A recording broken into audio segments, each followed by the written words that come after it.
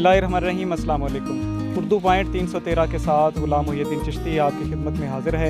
आज हम फिर एक दफ़ा पीर मोहम्मद शरीफ चिश्ती साहब के पास हाज़िर हैं। हम अपनी क्लीन एंड ग्रीन पाकिस्तान के हवाले से जो मुहिम है उस हवाले से 100 पौधे हम इनको फिर गिफ्ट किए हैं। आज हम इनसे बात करेंगे कि हमारे इलाके में जो पौधे लगाने चाहिए वो कौन कौन से होने चाहिए। जी अस्सलाम वालेकुम नाज़रीन, सबसे पहले तो हम सैफुल्लाह भाई का शुक्रिया अदा करते हैं कि जिन्होंने हमें इस काबिल समझा कि हमें फिर 100 अनार का पौधा जो गिफ्ट किया, 150 पहले गिफ्ट किए थे, तो अल्हम्दुलिल्लाह वो भी ग्रोथ में हैं और इनकी हम अच्छे तरीके से एहसन तरीके से केयर करेंगे। तो भाई मुहिउद्दीन साहब ने पूछा है कि हमें इस इलाके में किन पौधों की ज़रूरत है।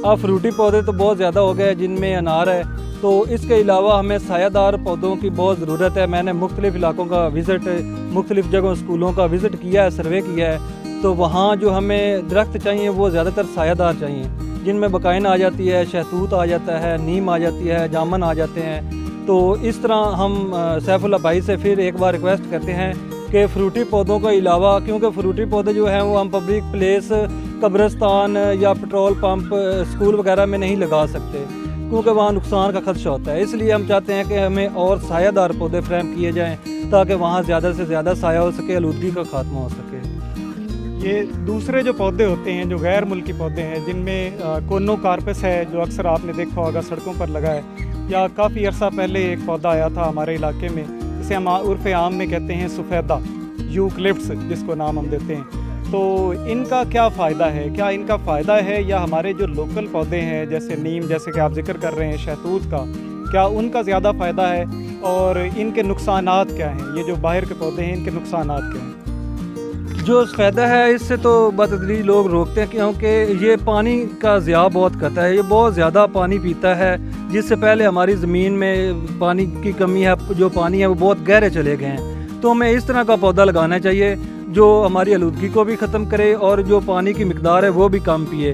तो हमारे अपने जो लोकल पौधे हैं वो बहुत ही अच्छे, ये ख़ास यानी नीम है तो इसके बेशुमार फ़ायदे हैं। ये सांस की जो बीमारी है, ऑक्सीजन की भी जो बीमारियां हैं उनको दूर करती है, और जो जामन है उसके भी बेशुमार फ़ायदे हैं, जिससे दमा की बीमारियाँ और मुख्तलिफ अमराज़ आ जाते हैं तो उनका ये खात्मा करती हैं। तो हमारे लोकल इतने अच्छे अच्छे पौधे हैं, हम इनको ग्रोथ दें, इनकी ज़्यादा से ज़्यादा केयर करें। ये एक तो हमें सस्ते दामों में भी मिल जाएंगे और इनका साया भी बहुत ज़्यादा है और ये हमारे लोकल हैं, इनका ये फ़ायदा है।